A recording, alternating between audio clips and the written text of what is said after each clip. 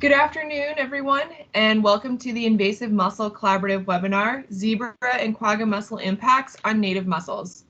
This is Ceci Weibert with the Great Lakes Commission, and on behalf of the Invasive Mussel Collaborative, thank you for participating in today's webinar. If you are unfamiliar, the Invasive Mussel Collaborative was convened in 2015 to identify opportunities to advance scientifically sound technology for management and control of invasive Dreissenid mussels in order to produce measurable ecological and economic benefits. Today's webinar is part of an invasive mussel communication network facilitated by the collaborative. The purpose of these webinars is to facilitate learning and information sharing on topics of common interest within the invasive mussel community. It will be recorded and archived along with past and future webinars on our website.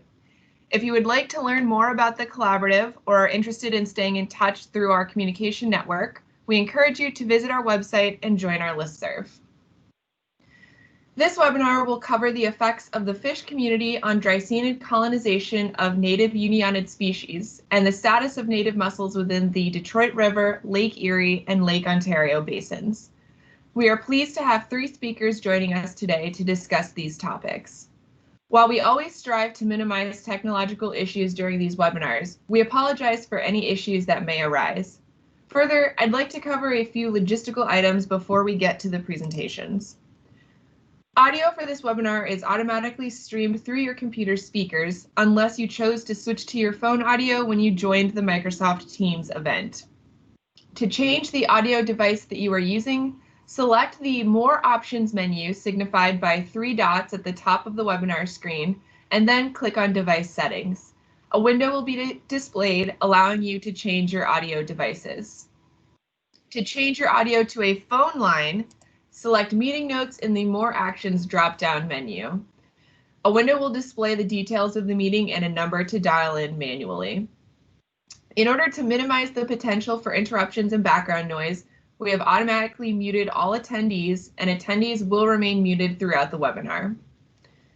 To view the presentations in full screen, select Full Screen from the More Actions drop-down menu.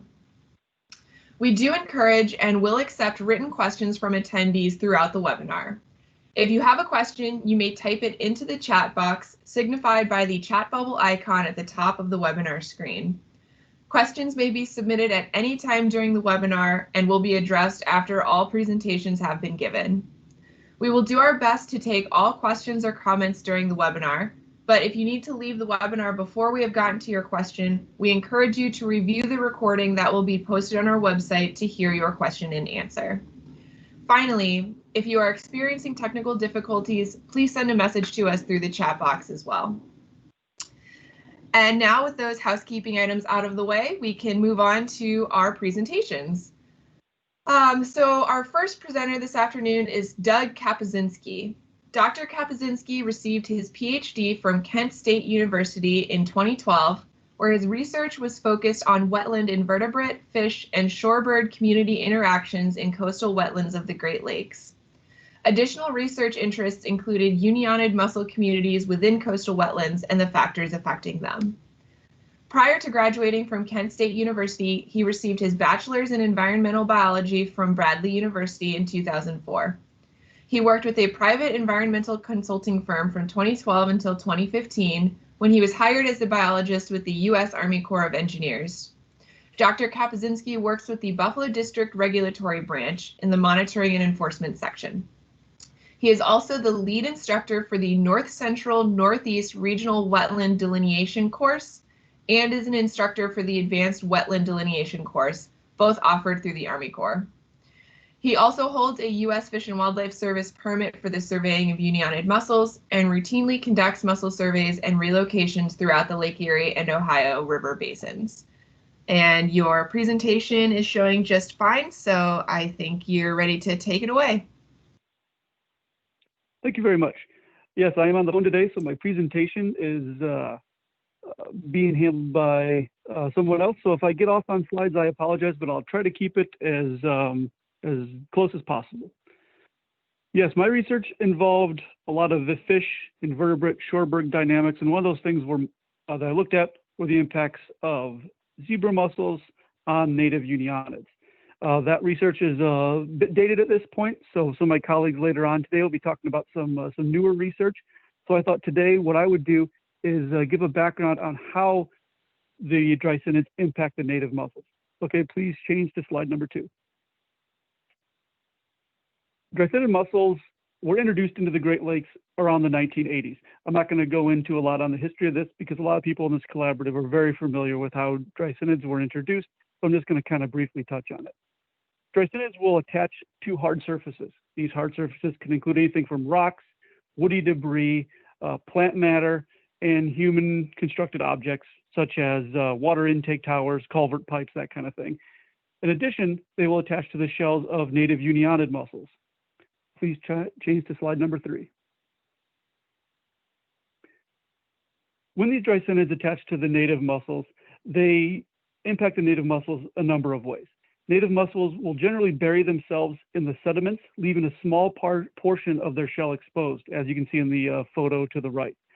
Now, this small portion of the shell that's exposed will be used for feeding, respiration, excretion. However, because of the hard mussel shell, the Dreissenids will oftentimes attach to the exposed part of the mussel shell. This will cause fouling of the mussel shells, and densities can increase to such high numbers that can eventually cause native mussel mortality. Please switch to slide number 4.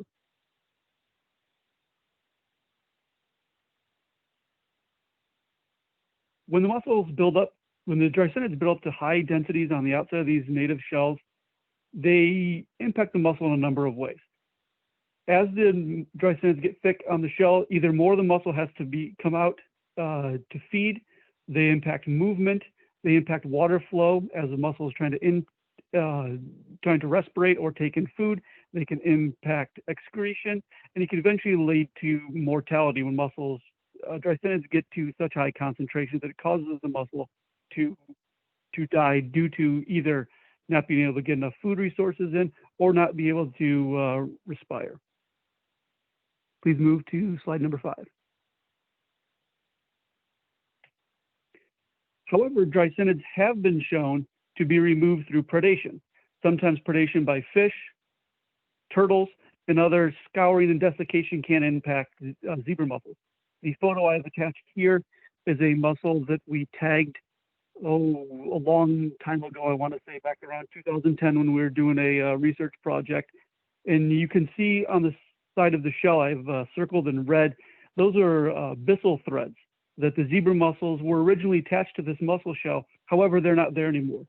Now, there are a number of ways these zebra mussels could have been removed, especially in coastal wetlands. Scouring could be one driver. However, what we would see is a large impact of fish predation, specifically carp.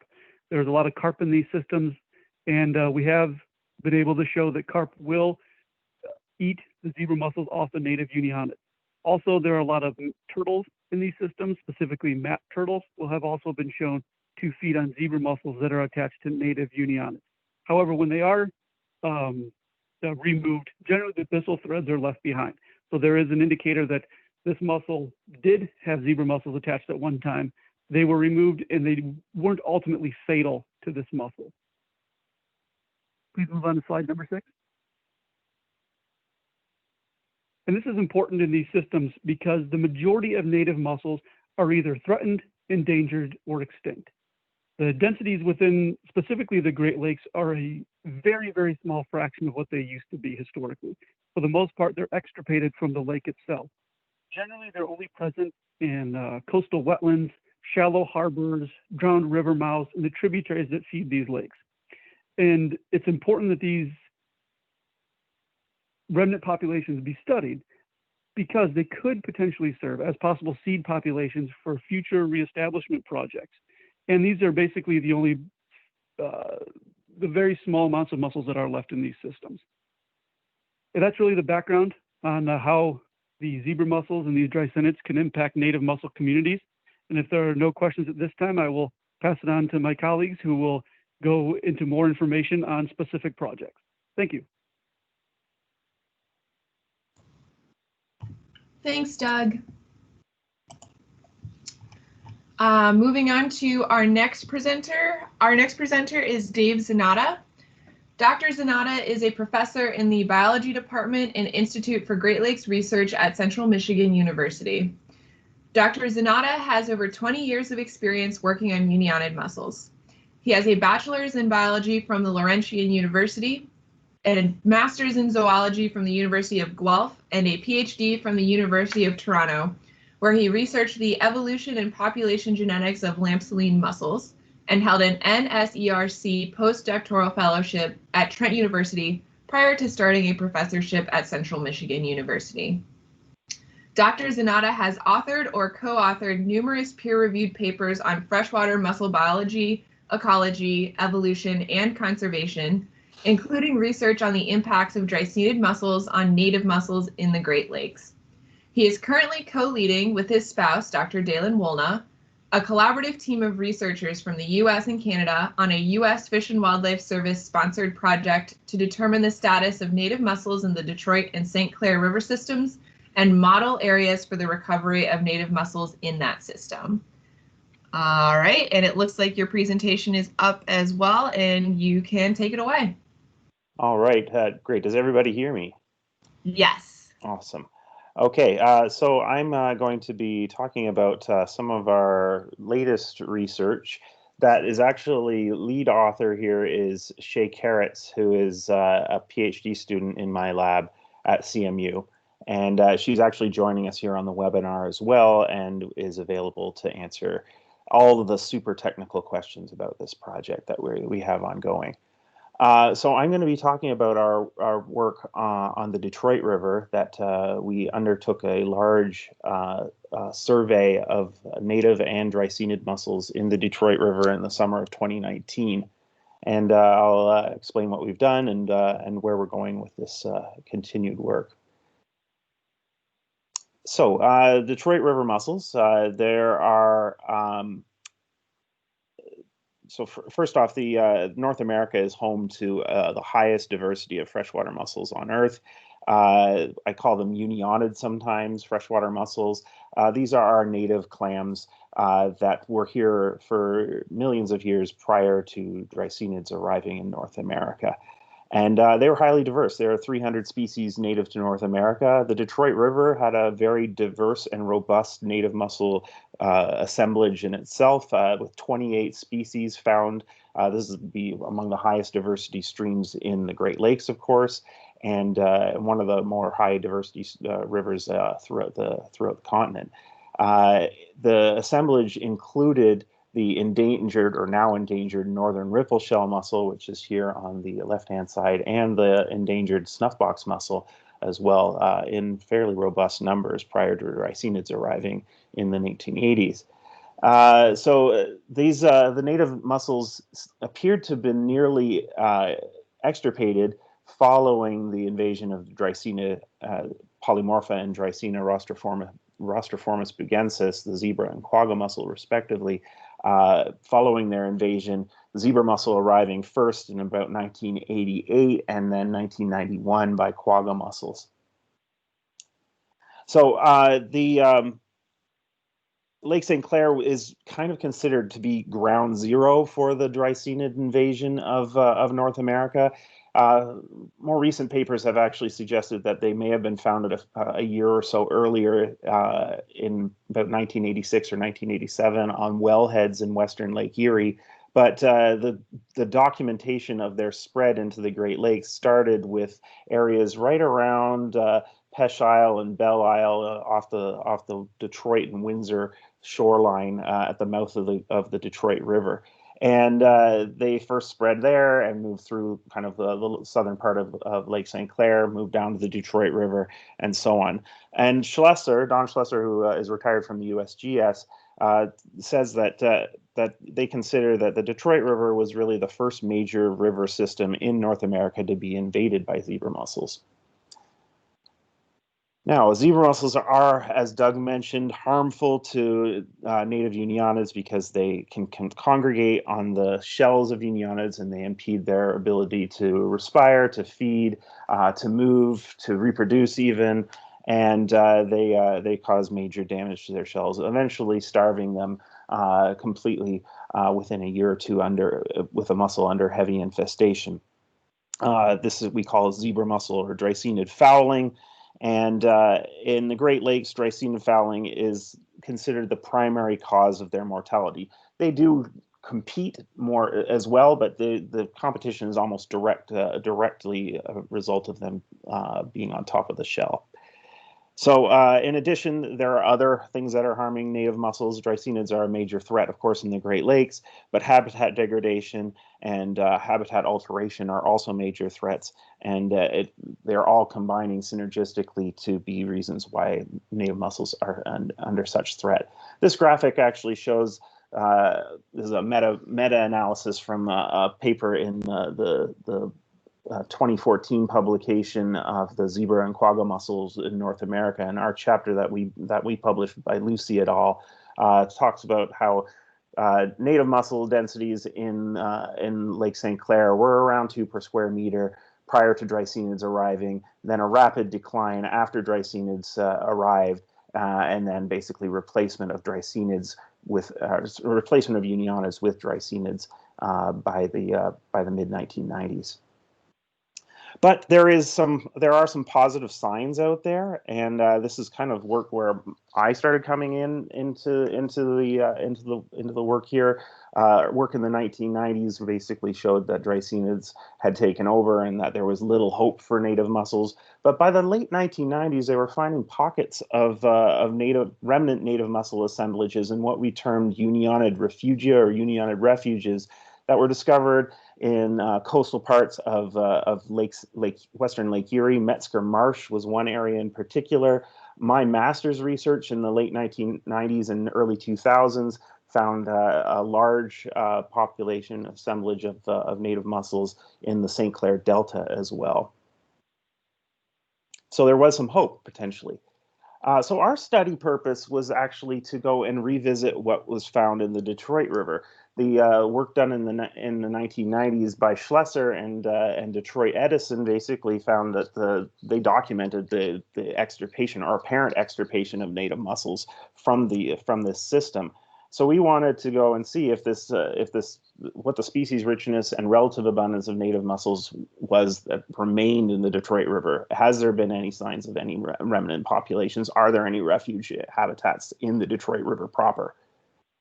We wanted to determine densities of zebra mussels and quagga mussels throughout the Detroit River and kind of look at their habitats as well, and habitats for both native and invasive mussels, and kind of where these things are. Is there any possibility of coexistence in these in the river system? So to do this, we investigated, wanted to investigate basically the entire river system. The Detroit River system hadn't been surveyed properly for native mussels since the late 1990s in work by Schlesser, but there was a good history of surveys in the 1980s and 1990s, and we wanted to revisit some of them. We wanted to visit some random sites where we weren't sure what we were going to find. And we wanted to maybe look at areas where we identified as potential refuge habitats as well. So we selected a set of 60 potential sites that we would visit. And we went and looked at these using scuba surveys between middle of July and middle of August 2019, when we were able to go outside and congregate before COVID.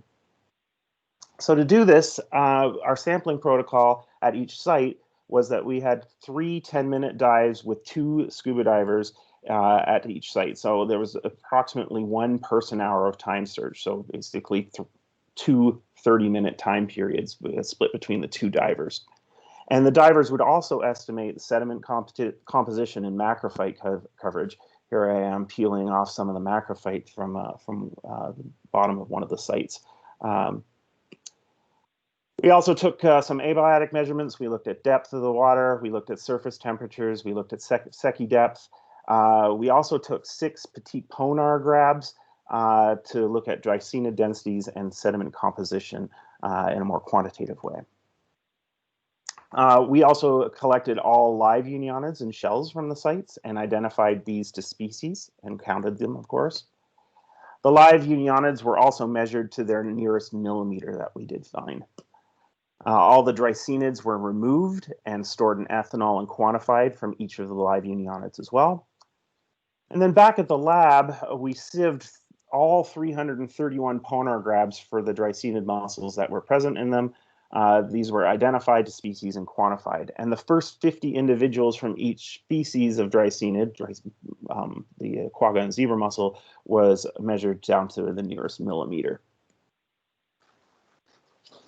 So we actually were able to visit 54 of the 60 sites that we had initially planned to visit. 39 of these had Unionid shells present at them. We collected over 2,000 Unionid shells, representing 31 species, and the assemblage that was historically present in the river. The endangered northern riffle shell, which the Detroit River historically was a stronghold population for, was found throughout the river at 18 sites. And this is noted here on the map with the triangles showing where the distribution of northern riffle shell was. Also on here, you can see where only shells were found, and you can see where we didn't find either any Unionid live Unionids or dead Unionids, and in the yellow we have the live Unionids where they were found as well.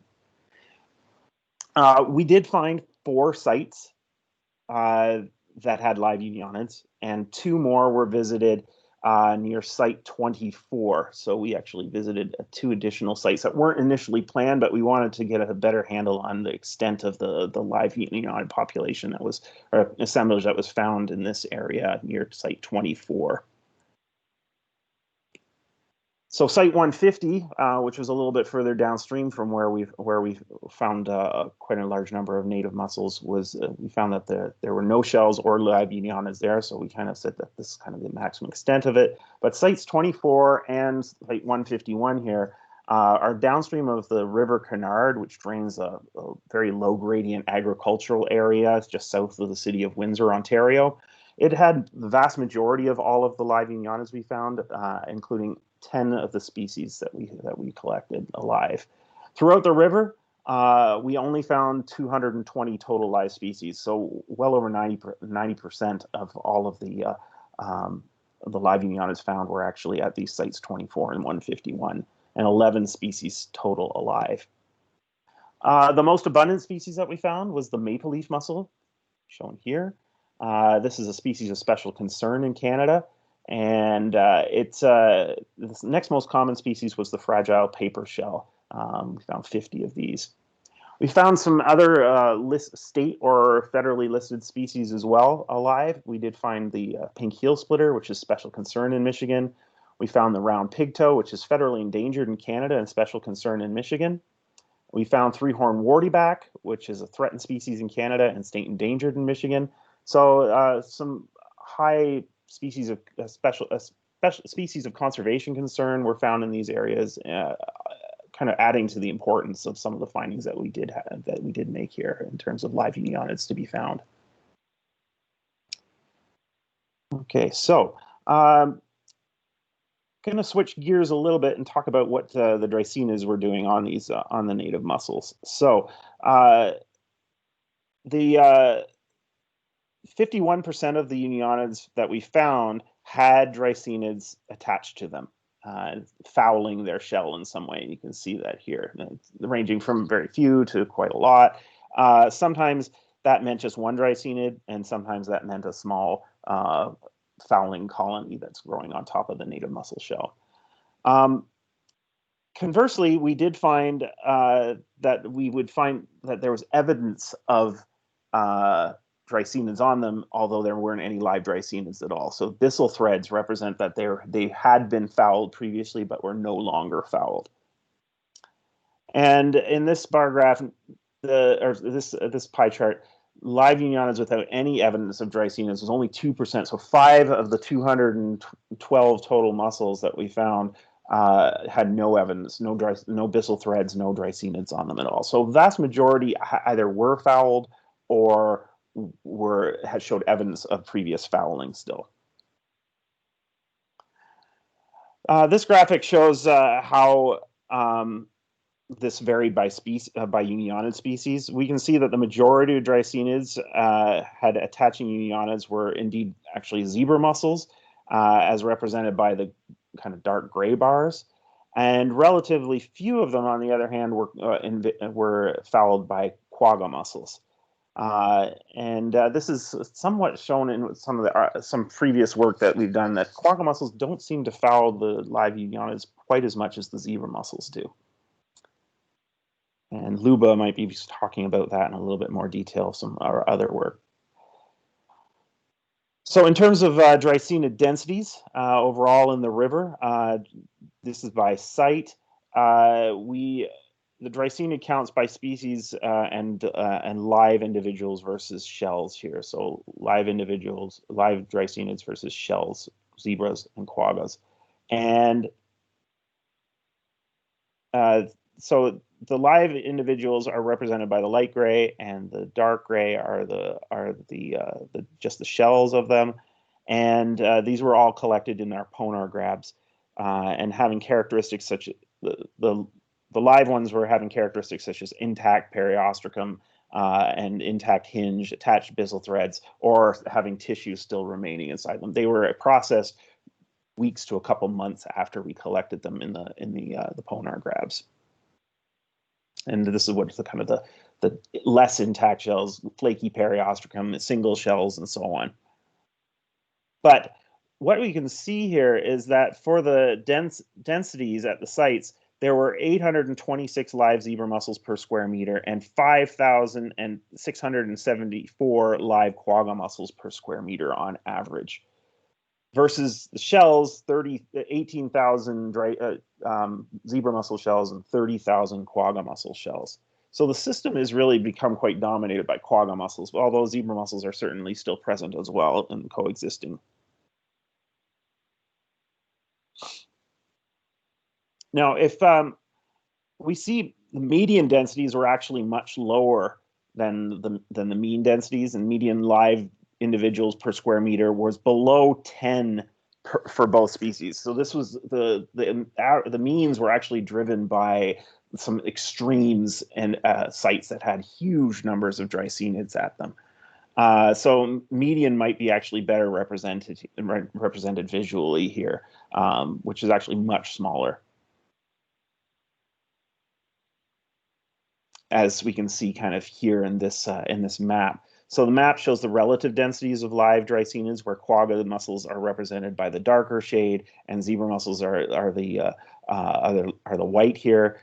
And the largest circles represent density of both species greater than 5,000 per square meter, and the small black dots represent mostly in the lower half of the river, are where we found 0 live Dreissenids. So there were huge densities of Dreissenids, live Dreissenids, in the upper river, especially areas around Belle Isle, which unfortunately were historically the main habitat where native mussels were at their densest as well. And we also found huge numbers of Unionid shells in these areas.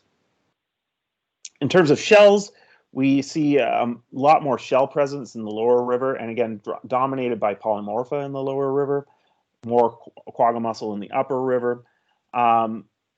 Just like the last map, the small black dots represent where we don't find any Dreissena cells. So we're seeing some patterns here, a lot more shell, a lot more live Dreissena up in the upper parts of the river where flow is highest, perhaps where their source population in the Lake St. Clair proper is allowing them to basically settle out into the surfaces in the upper parts of the river. So here's both live and shell densities, and we see the similar pattern. Fewer Dreissenids, both live and shell, in the lower river, far more in the upper river. And this coincides as well with where we're finding some remnant native mussels in the lower parts of the river, and no live mussels at all. Native mussels were found at all in the upper parts of the river. So in conclusion from what we found so far, we see high densities of live Dreissenids at sites in the upper half of the Detroit River, basically upper half areas upstream of Fighting Island. and then lower half downstream of Fighting Island. It becomes much more lacustrine. The river becomes much more lacustrine or lake-like in the lower part of the river too. Live Unionids were found at 5 sites in the lower half of the river. We found 220 live Unionids representing 11 species. Of the approximately 31 species that inhabited the river previously, there is still a remnant population. So there is some hope. So in terms of ongoing work, Shay is still working right now on looking at assessments of sediment compositions from the Ponar grabs using microscopy and image J analysis, and she can speak to that if you have any questions about what she's doing with that. Shay is also working on creating a predictive ecological niche model similar to what we used in the Bossenbreck et al. 2018 paper that was published in Freshwater Science. And we want to use that to be able to predict potential native and invasive mussel habitat and quantify what those habitats are biologically and ecologically. And then we want to apply this model to the St. Clair River, and we hope to be able to get out COVID restrictions notwithstanding in the summer of 2021. We, of course, were supposed to get out in the summer of 2020 to do these surveys, but with closed Canadian border and partners from the state and federal agencies in both Canada and the US made getting out into the field very, very difficult. So we're hopeful that we're going to be able to get out to the St. Clair River and continue our surveys in a similar manner to what we did in the Detroit River in 2021. So this was, of course, a major undertaking in the field. First off, thank our funding source, the Great Lakes Fish and Wildlife Restoration Act, which was provided by the U.S. Fish and Wildlife Service. We have our partners in Environment and Climate Change Canada, Fisheries and Oceans Canada, USGS. We have partners in Michigan DNR and a partner in NOAA as well. Lots of people to thank, including people from the Department of Fisheries and Oceans Canada, Climate Change Canada, our professional divers that we use, Fish and Wildlife Service, NOAA, Michigan Natural Resources, students from CMU, undergraduate and graduate students that were involved in the diving as well, and USGS. So I hope this kind of informed you on some of the things that are going on and the hope that we still have for some of the native diversity in the Great Lakes. And I'm happy to take questions or wait till Luba's finished her talk, and then we can open it up to more questions. Thanks, Dave. It doesn't look like we have any questions for you right now, but we will have a facilitated question and answer session at the end. So we will catch up with folks at that point. And we're now moving on to our final presenter, Lyuba Berlikova. Dr. Berlikova is a senior research scientist in the Great Lakes Center at the Buffalo State College in New York since September 2017. She received her undergraduate degree in biophysics and a PhD in aquatic biology from Belarusian State University.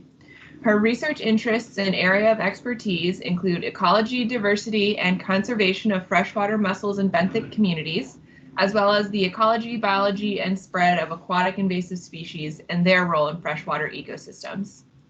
Her research has been funded by federal and state agencies, including the US EPA and US Fish and Wildlife Service, and she has published 105 peer-reviewed papers and made over 90 presentations at scientific meetings.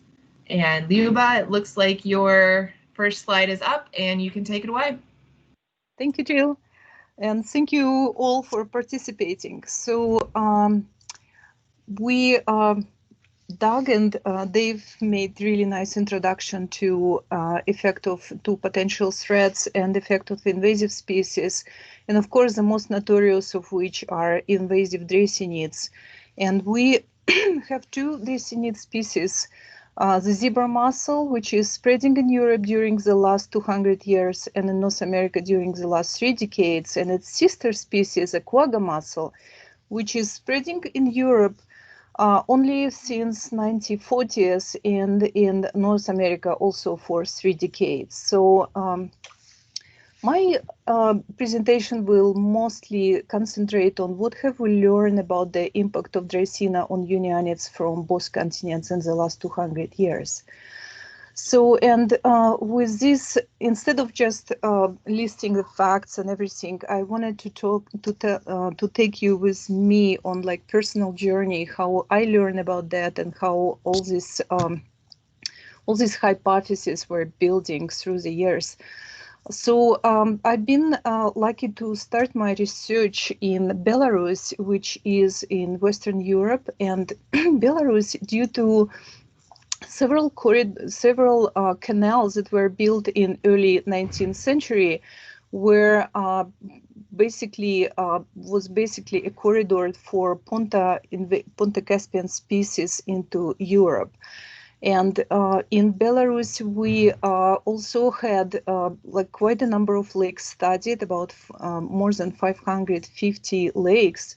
And of those lakes, 124 were colonized with Dreissenid, and some were colonized in the just last 30 years. So that provided us with a variety of like different lakes with different type of time of invasion and different zebra mussel infestation.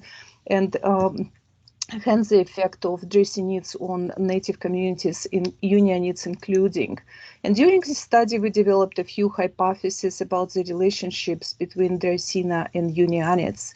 And by the way, right here, I will tell that for all these 200 years, we still didn't get Quagga mussels because it's still not in Belarus. It's right here in Ukraine, south of Belarus, but not in Belarus yet. So I started my research in Narish Lake. It's only about 31 square miles in area, but we call it Belarusian Sea because that's the largest lake in Belarus. And it was invaded by zebra mussels in the mid-80s.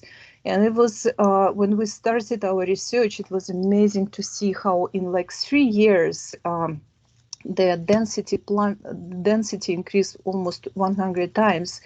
But Unionids were almost extirpated by mid-90s. And that really gave me the first lesson when it invites, Dreissenid extirpates Unionids very quickly. And with this message, there was very little hope for the rest of Belarusian lakes. However, another research project where we studied the parasites of Dreissenid in Belarus, that project brought us to Lake Lepelskaya, and Lake Lepelskaya has the longest known established zebra mussel population because it was colonized shortly after the construction of Dnieper-Zapadnaya Dvina Canal in 1805. And in this lake, surprisingly, it was relatively easy to collect hundreds of Unionids within an hour. Most of them were infested with zebra mussels, but only 12% of infested Unionids were dead. And I will take you even further away to the native range of zebra mussels.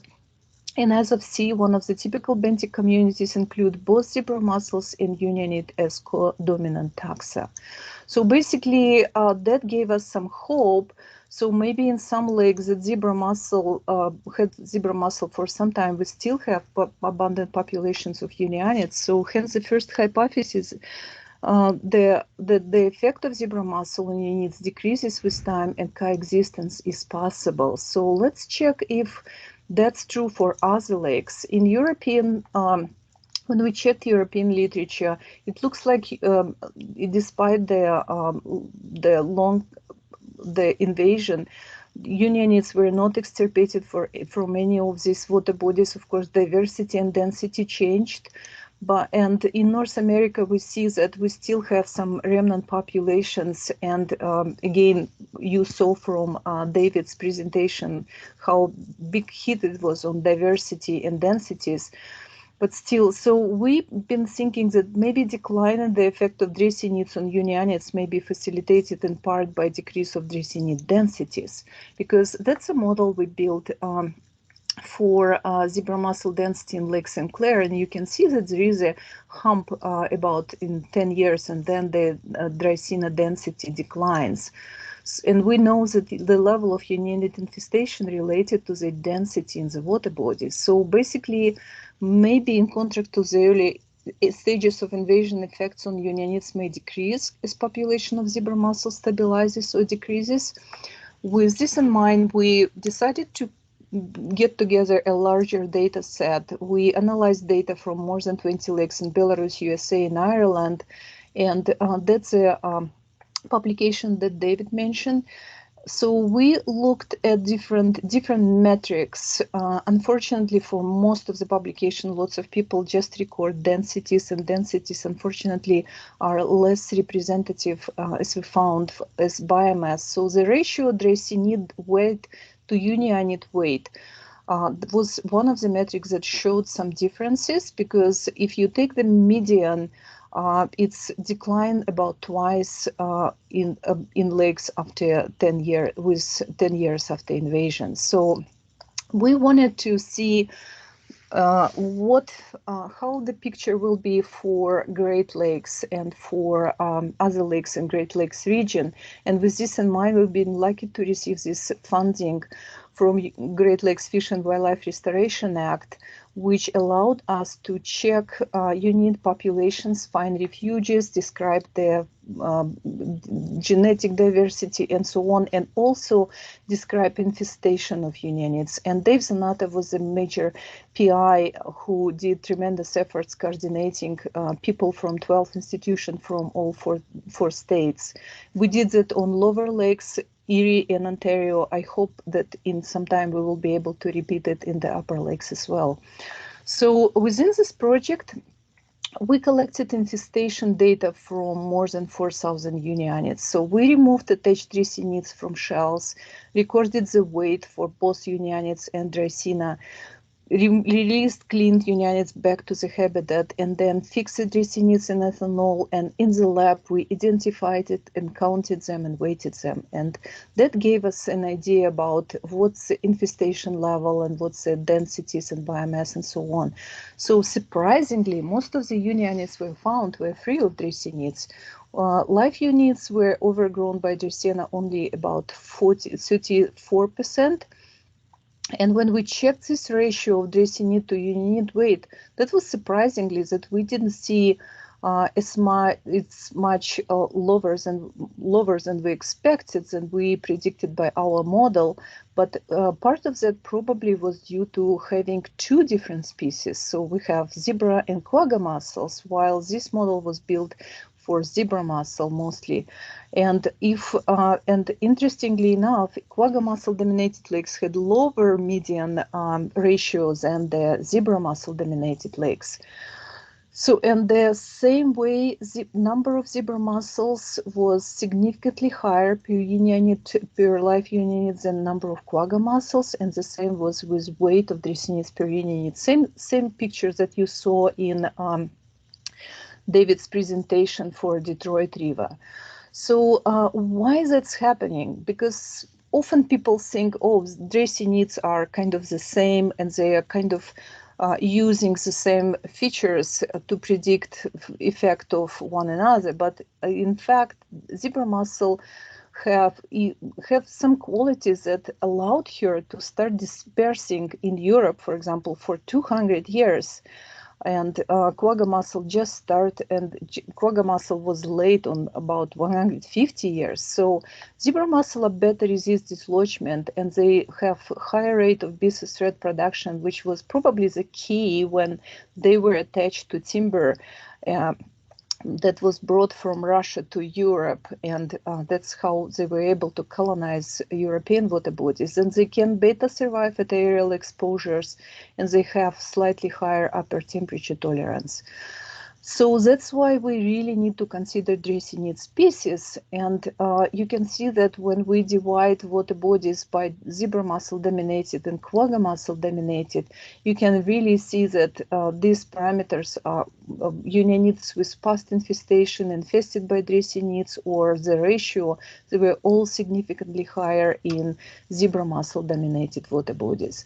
So we need to So percentage zebra mussel of Dreissenid density in the lake was an important factor determining Unionid infestation, and we found actually similar data from water bodies in both Europe and North America. And if you're interested, this paper was published in 2014 in PLOS ONE. So back to next hypothesis. Often in lakes where we found heavily infested units, we also found units without zebra mussel but with basins threads. It's something the dog described before.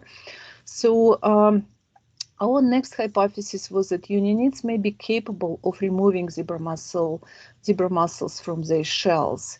So we wanted to see if that's really true in our big project. So we found that 52% of all unionids had basins threads on their shells, but of those, only 40% of those had no attached Dreissenid, which means that 20% of unionids collected had past infestation but no attached Dreissenids, which tells us that in certain habitats, unionids somehow can get rid of attached Dreissenids, or Dreissenids die on unionid shells when unionids are still alive. So what are these habitats?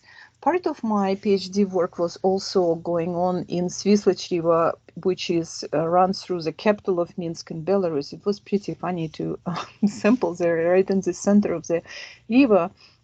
And there were different habitats, like in unionids in sand and gravel had really high numbers of attached zebra mussels on their shells. However, when I got to places where there was a lot of silt, these units were completely free of zebra mussels. My hypothesis is that they probably were just like dying from, because they are very sensitive, Dreissenids are very sensitive to oxygen. So in like deep in silt, they probably were dying because of lack of oxygen. So our hypothesis was that unionids may survive if there are certain conditions that allow unionids to remove the attached Dreissenids.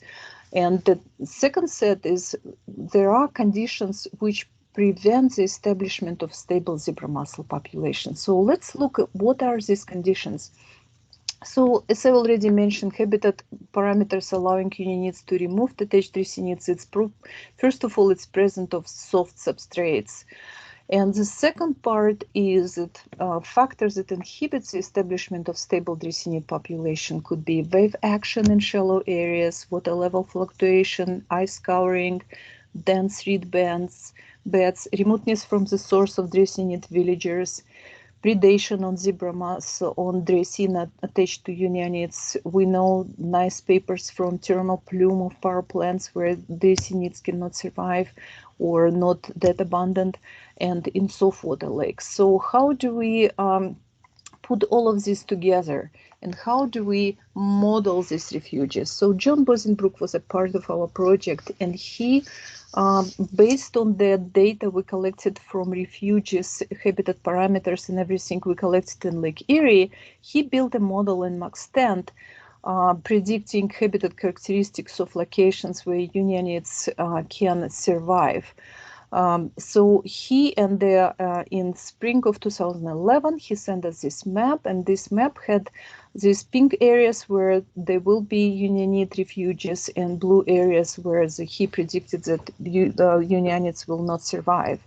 And we wanted to check both of these predicted and not predicted areas. And you can immediately see that much more refuges there are on the northern part of the lake and Canadian shore, but of course we were able to only find the northern part.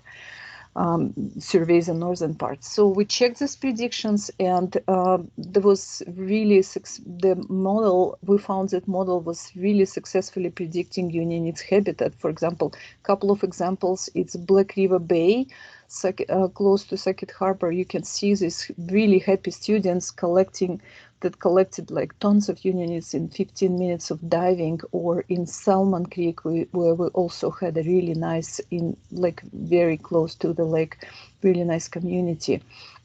So what habitat parameters were shown by John's model the most important? So the most important large-scale parameters were depth, shoreline geomorphology, and fetch. And the small-scale parameters were coverage of emergent and submergent vegetation, larger proportion of silt substrates, and deeper soft substrates. So how we combine all of that? What will constitute a refuge? And Strayer and Finlay in 2010, they published a really nice review. And that it really explains the significance of each of these parameters, because depth determines energy and sediment composition, including intensity of predation. Shoreline geomorphology is important because curvature in shoreline really creates breaks in fetch, and fetch is the most probably important parameters because it determines the physical force that you have on your shore. It will determine in consequence sediment grain size, substrate stability, if there is any vegetation, and what will be the structure. And vegetation is also important because it absorbs wave energy, changes flow patterns, and so on and so on. So semi-protective wetlands were the most important shoreline category.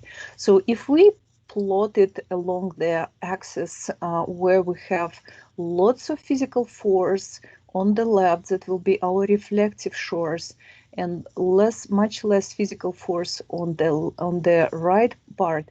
So you will see that that's where we can find refuges. So reflective shores will be characterized by higher depth, higher slope, much larger fetch, meaning that there will be much more physical control.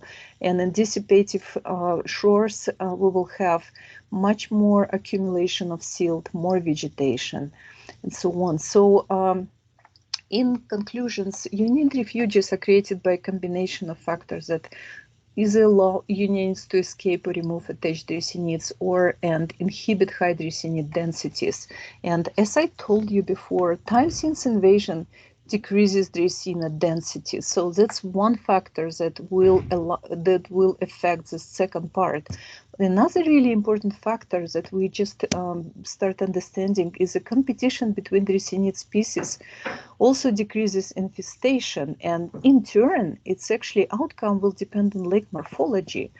And in deep lakes, competition, Quagga mussel will win the competition, but in shallow lakes and in rivers, there will be still presence of zebra mussels, and zebra mussels will still harm Unionids much more than Quagga mussels.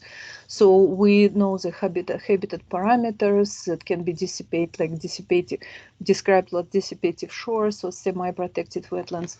But what we really need is more studies in different water bodies to check and refine the model. And I'm really glad that David is doing that right now, because and that also it's a different place, it's a different habitat, it's a river, so that will be really important to kind of consider that as well. So what will be next? What will be the future of all of that competition between invasive and native mussels? I just wanted you to remember that most of North American Unionid species diversity and endangered mollusks are in lotic waters. They are in rivers and streams. And population densities and effect of Dreissenids on Unionids as a result are larger in lentic versus lotic waters. They are larger in lakes and reservoirs, and they are smaller in rivers because rivers have unidirectional water flow.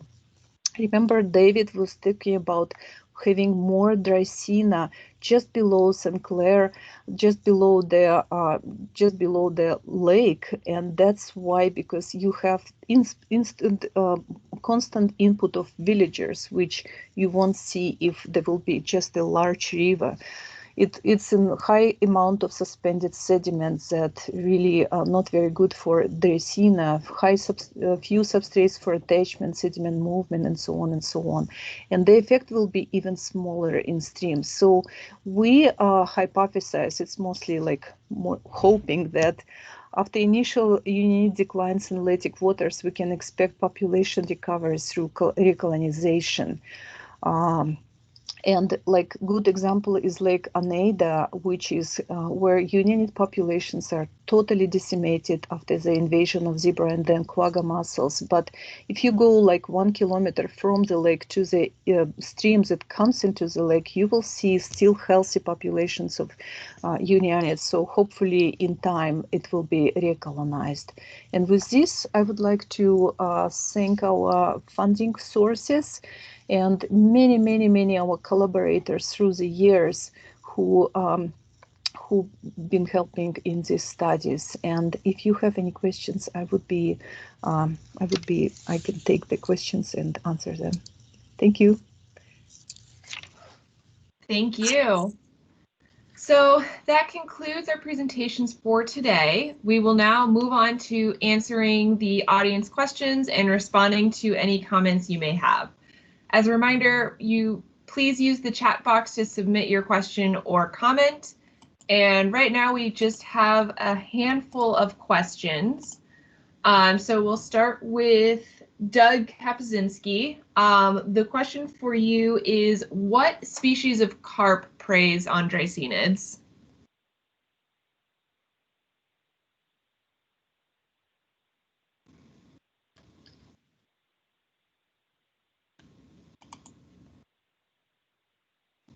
And you may be muted, Doug.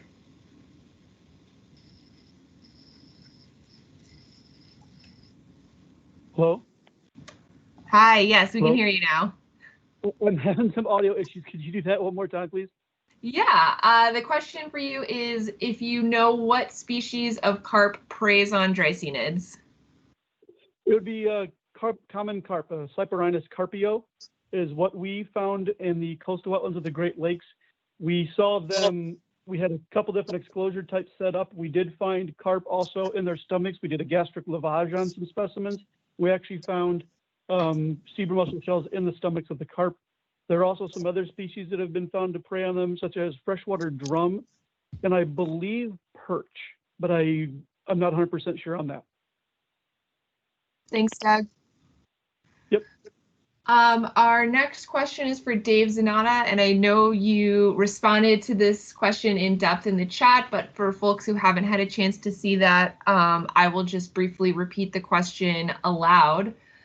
Do you have any thoughts on the remaining species in the Detroit River and why they are persisting?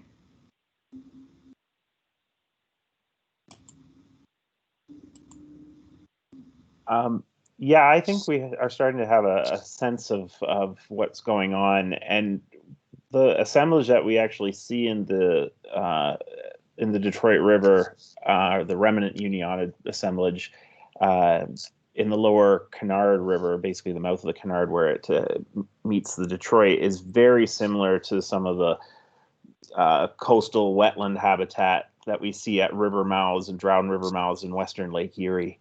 And what we are seeing is basically what Luba is saying, and I think it would match up very closely with what the Bossenbrook et al. Paper shows, is that these are fairly low energy environments.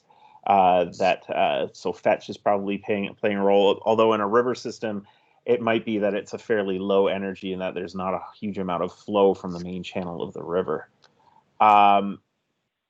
And then there are also soft sediments there, and this may allow for, during various periods, winter periods, when the Unionids burrow into the sediment, they may slough off a lot of the fouling Dreissenids.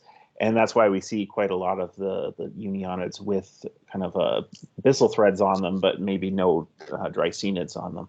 So they undergo kind of periodic fouling and then periodic sloughing. They may be under stress compared to, say, a completely unfouled Unionid, but we do see we're starting to figure out some of these mechanisms using modeling approaches and some experimental approaches as well that are shown in the literature. Thanks. Luba, do you have anything to add to that? No, I think you covered almost everything. Yeah. Thank you. All right, and then a question for everyone, which again, I think Dave, you briefly responded to in the chat, but for all of our presenters, do you know of any work that's been done on the interactions between Asian clam and Unionids? We looked at the effect of Asian clam on Venti communities, including Unionids, and we, from where we visited Unionids and places infested with Asian clam, we didn't really see direct effect because there was no, like, of course, there is no attachment or anything. There may be some indirect effects through competition with food competition, but I really doubt it because lots of time clams are actually doing pedal feeding as well. So I don't remember and don't know any papers that will describe the direct effect and or indirect effect with competition.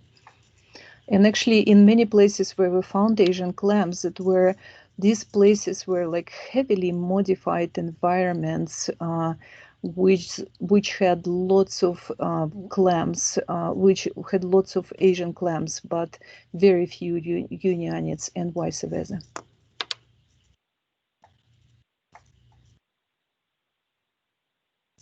I did add to that question that my spouse, Dr. Dalen Molno, who's also a faculty member at CMU, has had a couple students working on interactions of Unionids and Corbicula, Asian clams. And the densities in the Great Lakes region for Corbicula and in kind of more northerly climates, Corbicula is very cold intolerant compared to Dreissenids, so they don't tend to get into huge densities in very cold water. But in kind of the southeastern United States, where Corbicula can achieve incredible densities, there does appear to be some food competition and potentially space competition, but the effects don't seem to be anywhere near as dire as the competition between Dreissenids and Unionids. Actually, David Strayer just mentioned that Wendell Hogg published some work in suggesting strong negative effect of Corbicula on stream Unionids. Would be very interesting to see. Yeah.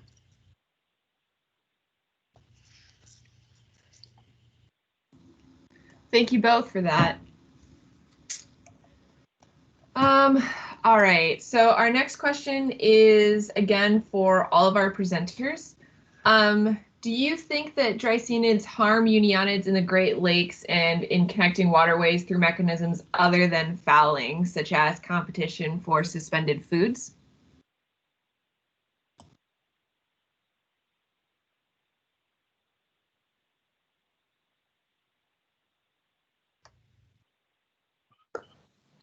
I would argue that we don't have any direct evidence for it yet, but the initial shock of the mass infestation and fouling of the Unionid shells probably led to the initial declines that we saw in the 1990s.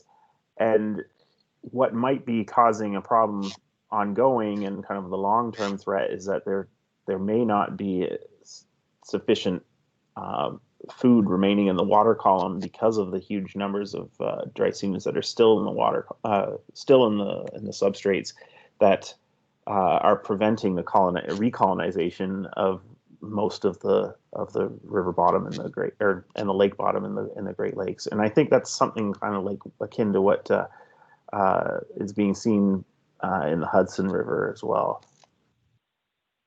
Yeah, that's probably the only place where it was shown, at least quantitatively, but I don't remember any other examples where it would be shown the percentage of direct and indirect impact and how it was, how that corresponds, and what's the ratio.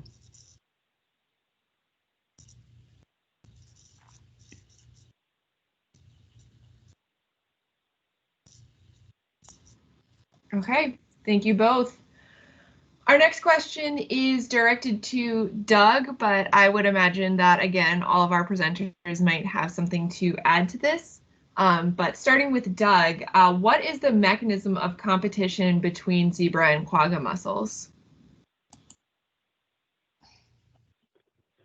They both would be competing for similar food resources, but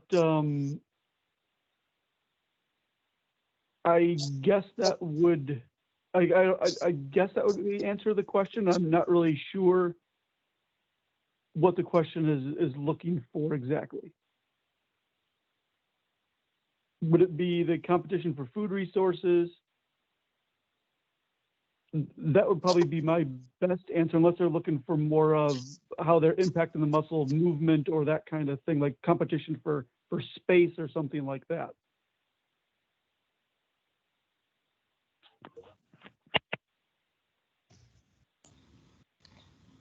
And I would say the direct attachment would be the most important effect. Just being overwhelmed by attached dreissenids, a mass of attached dreissenids, and sometimes to the point when they can't open their valves and feed normally and can't go into substrate to avoid some negative conditions and things like that. So my guess would be that direct overgrowth would be the most important mechanism. One thing that, in addition to the feeding inhibition that a large infestation of Dreissenids causes to Unionid, even a few Dreissenids on basically the valve opening on the posterior end of a Unionid would cause problems with their reproductive cycle as well, because many of, especially the Lampsaline mussels, use a lure to attract a host fish and complete their life cycle. And without having their ability to kind of open up their shell properly, release the mantle lure that they display to attract a host fish, that would be impeded by a heavy colonization of Dreissenids. And it doesn't take very many reproductive cycle failures to cause an extinction spiral for a population. So, I mean, in addition to basically starving to death, they're unable to reproduce for those cycles when there's a heavy Dreissenid fouling event, and the population is going to head into extinction debt very quickly. Yeah. I've also seen on mussels, native Unions that we've pulled up while performing surveys. Sometimes when the zebra mussels attach to the shells, they'll not just impact the mussels by stopping them from feeding or respiration. When the mussel gets pulled out of the water when you're doing a survey, they will oftentimes, or most of the time, they'll close up. So their soft tissue parts are not exposed to the air. However, I've seen zebra mussels grow almost into the mussel shells that stop mussels from being able to close. And then if they're in a shallow water area like these coastal wetlands, they could potentially desiccate just by the zebra mussel not allowing them their shell to close up.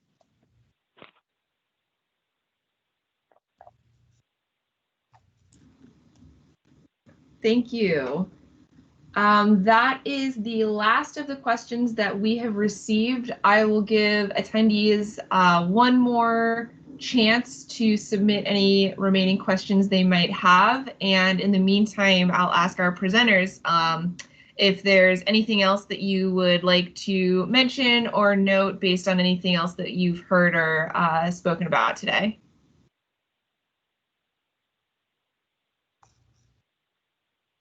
Yeah, I would just add that I've been thinking about writing a review, consecutive review, but there are very few papers recently on that topic, and especially in the United States. So if you guys have the data or have the, please do research and please publish. That would be very important.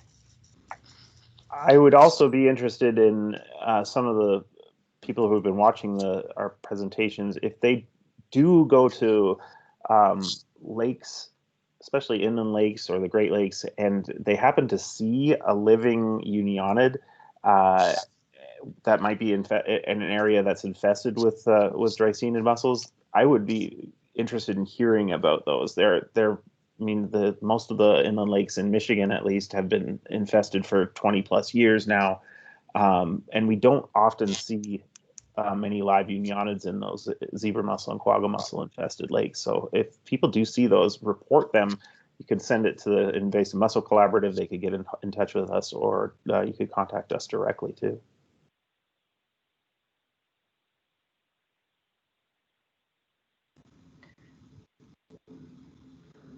Thanks. We did get one more question come in while you guys were speaking. Do you think that Unionids are harmed when carp pull the mussels from their shells? This is Doug. The research that we did, we actually had live Unionids in exclosures stocked with some carp. We never saw any mortality of the live Unionids that had zebra mussels on them, and that we were able to show that carp ate them off. So in the the small sample size that we did, which we looked at, I believe it was 100 and some odd, I don't have the exact number in front of me, mussels, we saw no mortality of mussels that had no mortality of the native Unionids that had zebra mussels attached that were then removed by the carp. So there may be some impact, but we didn't see any in the study that we did a number of years ago, no. Thanks. All right, I think that concludes all of the question and answers that we got. So thank you to all of our presenters and participants in the webinar today. As a reminder, today's webinar has been recorded and will be posted on our Invasive Mussel Collaborative website within the next few days. If you have any additional follow-up questions or comments, please feel free to contact us at the Great Lakes Commission or through our website. So thank you all and have a great rest of your day. Thank you very much. Thank you for your time, everyone. Thank you, everybody.